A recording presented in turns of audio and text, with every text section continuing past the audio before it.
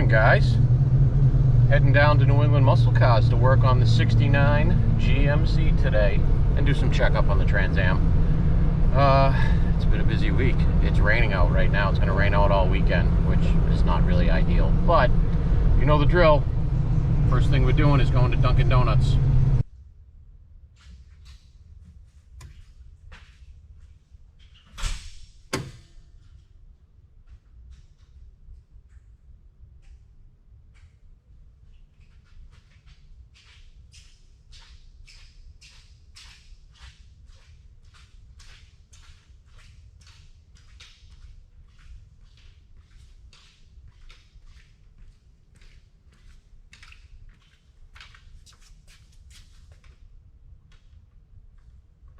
Well, would you look at that?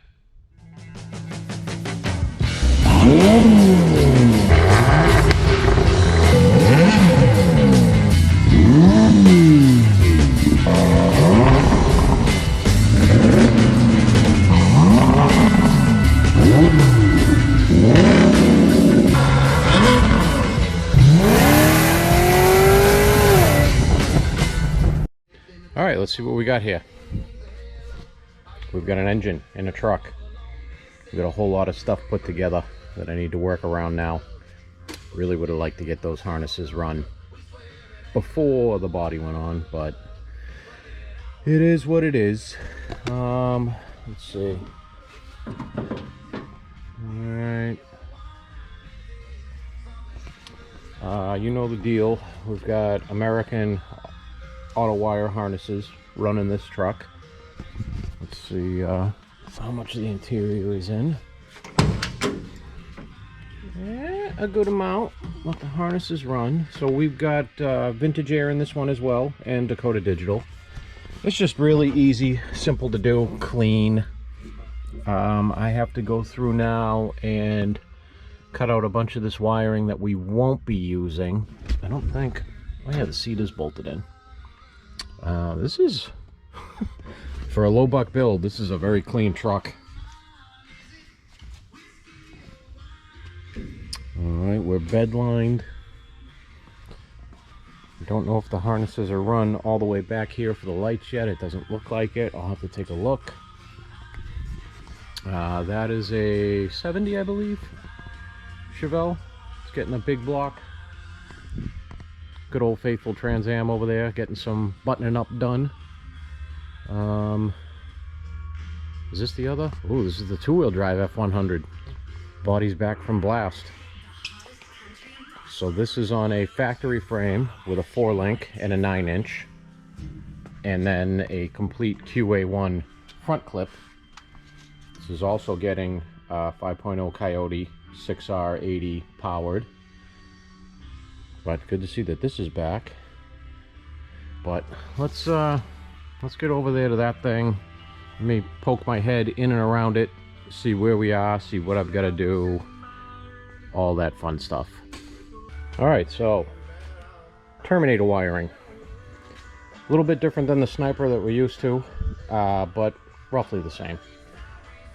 As always, so this is going to be, this main harness is going to be run inside the truck. I'm trying to decide whether or not I want to put the ECU, this is your ECU right here, under the seat or under the steering, or not steering, the dash itself. We'll see once I get in there, see what kind of room we got. But as far as wiring, fairly the same as the Snipers. The colors are a little bit different on some of the wires. We use a white and red for your 12-volt ignition, black, obviously ground. Then we have red, full-time power. Green is going to go to a relay to the fuel pump. Blue is your TAC output signal. What's different on this is we're also using the Terminator to brain fart, control the transmission, which is where this harness comes in. So we've got to plug this into the transmission and the appropriate sensors, put the power, ground, switched ignition and whatnot I need on there. And then that also has to be run inside to this ECU. So this is your Holley Terminator ECU. You got your plugs for all your stuff, your main power and ground, which I gotta go dig that harness out. This white little floopy is for your map sensor. It comes with a built-in 1-bar map sensor. Anything other than that, if you're running boost, you got to use an external map sensor. The map for this, I believe, is on the back. I put this on the back of the intake on this truck.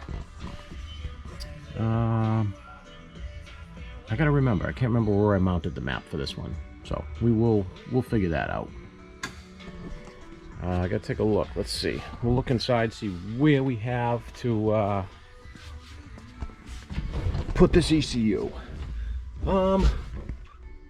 We might actually have enough room to mount the ECU up high behind here, because the radio's not going to come back that far, and that's a pretty slim line. Could bring my cables right through here. We could actually hide them under the sound deadening. All right, let me do some fit and figuring out and see what we got here. This is really impressed by this interior. It's nice and clean and really red. All right, I had to take a couple steps backwards to move forwards. I noticed some of my harnesses were missing because this coil harness was tucked under the intake. This coil harness was way over there, so I had to fish both of those through. Totally fun to do with the intake on. My intake air temp sensor plug was sitting over here, so I had to fish that through.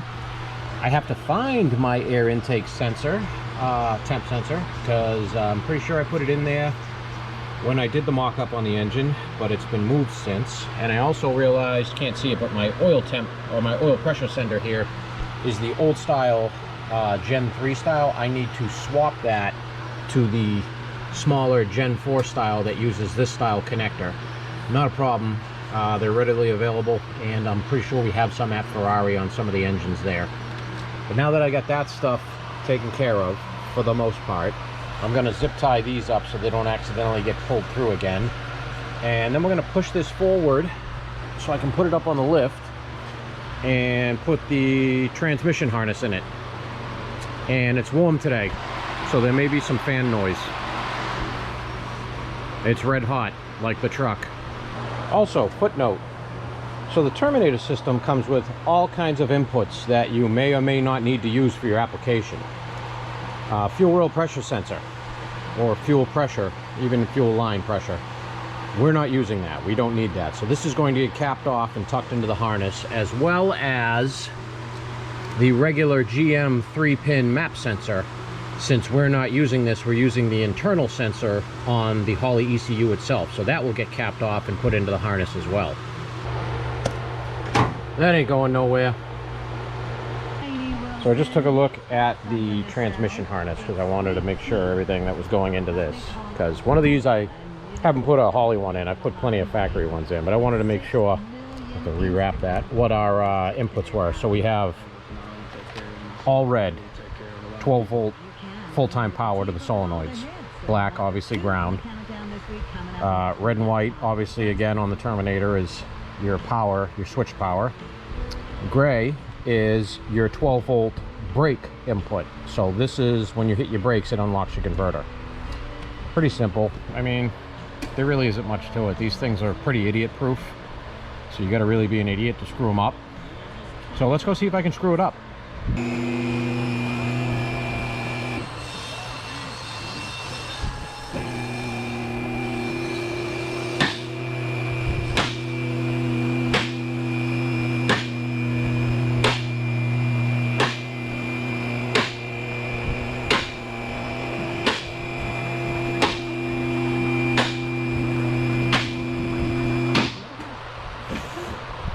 Awesome when you get the truck up in the air and then you go, oh yeah, I left my flashlight up top, but it's pretty bright under here, so we shouldn't need it. Pretty clean. Really like how this one turned out.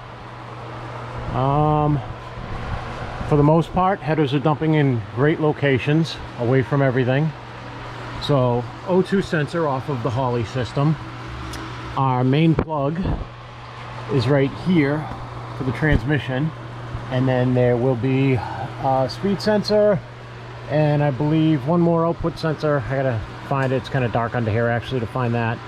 But I'm gonna run this transmission harness and run it up there now. And then probably tie this up, figure out, I think we got Yeah, we got one there we can mount. So we'll probably put the O2 sensor like right here in this area where I'm not pointing the camera. Let's see. How's everything else looking under here? Clearance is good on both sides on the engine. Let's see, what else? Just stock style brakes on this one. Told you it's a low dollar build. But in tank, 60 psi returnless pump. Single line run up. So this is a fuel line run up. We'll have to tie that all up. I still have to run a fuel supply, power supply wire back. So once that's run back there, we will tie all that up. And I've got to get to my fuel sender wires up there. They're tucked up on top too. So let me get this harness in and set where I kind of want it to go, and then I'll get back with you. All right, main connector in, speed sensor connector in. That's pretty easy. So turbine speed. 4L60E does not have a turbine speed sensor. A 4L80 does, and it's towards the front. A 4L70 also does, but it is internally wired and not needed for the Holley setup. So this will also get capped and taped into the harness. So now I'm gonna run this Anaconda up there and tie some stuff off and figure out where we're going to make our inlet through the firewall to run this whole harness inside. Also, I don't think I showed you guys this because we just get frames at free random around here. This is another Roadster Shop chassis, spec chassis. This is for a Chevelle. Unsure on the year break, but this was a find online that the owner couldn't pass up. We don't even have a car to go on this, but we'll find one. He had this, well, the previous owner had this up for sale. It was a project that just stopped happening, I guess. Completely bare steel.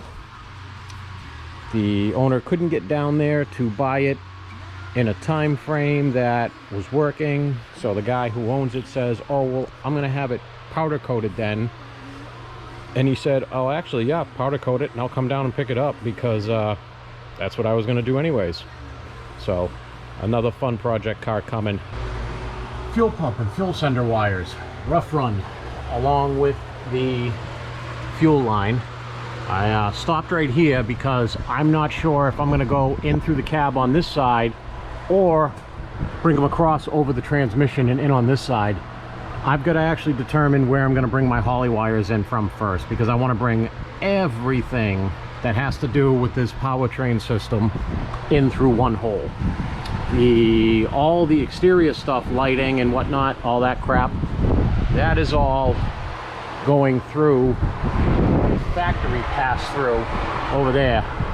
And so I've got to figure out if I want to run under that, around that, in the center of the car. I got to figure where I want to run my pass-through for all the powertrain stuff. So this is proving to be a conundrum on where to mount all these modules.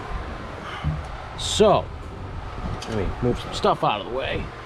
I can't mount anything in this area. Internal wiper motor right here. It's going to be a massive pain in the butt to get around that stuff. Not really any good room up here at all. I would love to mount stuff here, but on the other side of this is the nice clean painted firewall, so can't really screw through there at all. Also, so we have the Terminator ECU to mount, the ECU for the Dakota Digital gauges to mount, and I just figured out the easiest way for us to get the gauges to interface with everything. The 69 F100, we did the OBD2 BIM interface, which just plugs into the OBD2 and gives all the signals that the ECM has directly to that box and then up into the cluster. They also make one of those kits for the Holley systems. And on the Terminator X Max, that will give us our speedometer, tachometer, water, oil, and a couple other gauges that we're not going to be able to use, or we're not using in this application. So that's going to be our best way to go. So that means Got a third module I need to mount now. And it would be nice if they were all generally in the same area. So, for the last 45 minutes or so, I've been going over this thing, trying to find somewhere that would be a good space for it. And what I keep coming back to is, I think, of course, there's no pop on this side. So let me walk on the other side. I'm thinking behind the seats on a nice panel up against the back wall here somewhere, probably on that side over there, and then painted to match the interior with either a cover on it or not a cover on it, because I'll wire it up real nice and make everything bundled and really super clean and stuff. But I really think that's going to be our best bet. There is, for as much as an open, empty, old school cab this is, there's not a big amount of room under there. It's at a premium, so I'm thinking behind there is going to be our best bet. So after much deliberation, 2 rainstorms, and squeezing all these wires through that tiny little 1/4-inch grommet, it's been decided I'm putting all the modules behind the seat. So we're going to start drilling some holes and getting some wires passed through there so we can get that all going. Ooh, it's lit up. So we're going to go for small victories today, because I've had to take so many steps backwards. So Vintage Air obviously is powered now temporarily to a jump box. We're going to program this. So the way you program it is you have your speed on high, put it on defrost and hot. Under here there is a jumper lead, which I have this black wire hooked into. It goes through my leads over to here. You ground that out. Now when this grounds out, within 5 seconds the blower speed should change. Once the blower speed changes, you switch all 3 of these to the complete opposite ends, undo your grounded out test signal, should be calibrated. So here we go. I'll put you over here so you can hear the blower speed. I'm going to hook this ground up. Hooked up. Here we go, blower speed changes. So now put that over there, those over there, undo my lead. We should be good now. It does a little quick pulse one. We're good. So let's see, we're on dash right now. Yes, we are. We're on defrost now. Yes, we are. We are calibrated. Yay. Next bunch of small victories. We're going to get this wire and harness tied up all underneath the dash, nice and neat and out of the way, and start going through some of these breakouts and putting them where they need to be. Like, I know this is going to be my headlight switch. I've got to find my wipers, which are going to go up here. My ignition switch is going to go here. This is that one. Wipers, I believe, maybe that one. I'll have to take a look and see real quick. I'm not seeing any labels on those, but I think that's what this uses. It's just a 2-speed wipers on this one. And then I've got a whole bunch of other stuff, like this will be my reverse switch, which we'll have to get over there. And we're going to start on that now and get this stuff put up here where it needs to be, so that way when I need to finish it up, it's where I want it to be. So we're trucking right along at a snail's pace, but I've got this all hung pretty much where I want it to be hung. I've got my wires for my directionals, and this is for the clock that's in the cluster, all terminated into my main connector. And I also have my pinouts for my high beam indicator and fuel level gauge cut out of there. So what else have we done? We've got this tied up in back. I actually have the windshield wiper motor permanently mounted.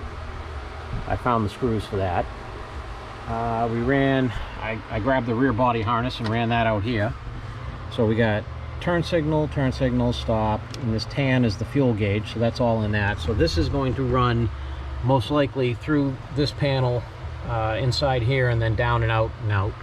So they still have to actually take the bed off to finish up some stuff under there and to rearrange the fuel tank. So they'll be running that harness when they do that. all the wiring for this got tucked up behind it for the vintage air. I'm actually about to start mounting my main battery connection box outside, and then we're probably going to call it a day, because it's been a bit of work today. Oh, I also got all my main harness grounds done. It's hot as hell, humid as hell. Did a whole bunch of walking backwards before I could go forwards on this thing. But I'm pretty happy with where I have everything cleaned up and run, and in my brain where I'm going to mount everything. The modules are definitely going to go under the seat. It's the best place for it. There will be a 2-inch hole drilled behind this jute through the firewall with a grommet, and then weather sealed. And so my harnesses for all that are just going to run straight through under the seat, and then the modules will be under there, and I will do what do we got? We're gonna have the Holley ECU, the Dakota Digital ECU, and the Dakota Digital Holley to Dakota Digital conversion box, I guess you could call it. So it gets all its signals for that there. So yeah, so I think we're gonna take my main power distribution block, and I believe where I'm going to put it, let's see if we can get you down in here. I think I'm going to mount it right here like that, because it's out of the way of the battery tray. I'll get 3 out of the 4 bolts to hold the thing in, and it gives me a good area to run all of my wires out to everything. So this side, battery in, battery out to starter. This side goes out to the alternator. This side goes out to the main red wire that's in that harness that powers all your interior fuse block and all that stuff. So I'm going to mount that to the firewall now. Sorry, radiator core support. Well, that was short-lived because I realized I need my angle drill to get into this area since the wheel well is in now. So that's the mounting for now, just so they know that's where it's going to go. Other than that, I think it might be time to clean up, because I think I am out of stuff to be able to do on this today. So that's a wrap, as much as we're doing today.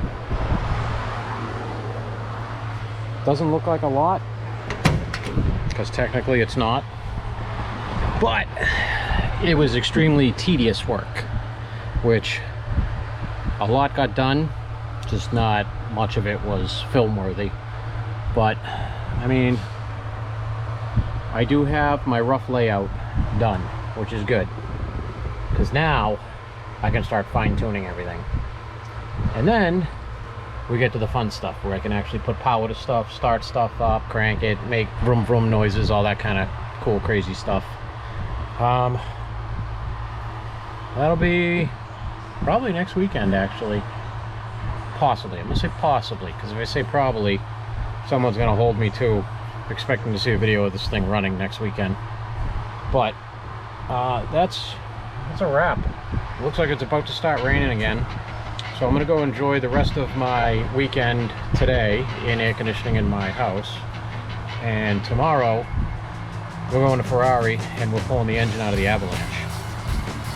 Maybe I'll take you along for that. I'm not sure yet. It's not really anything eventful, so to be determined as well. But until then, I'll see you next time.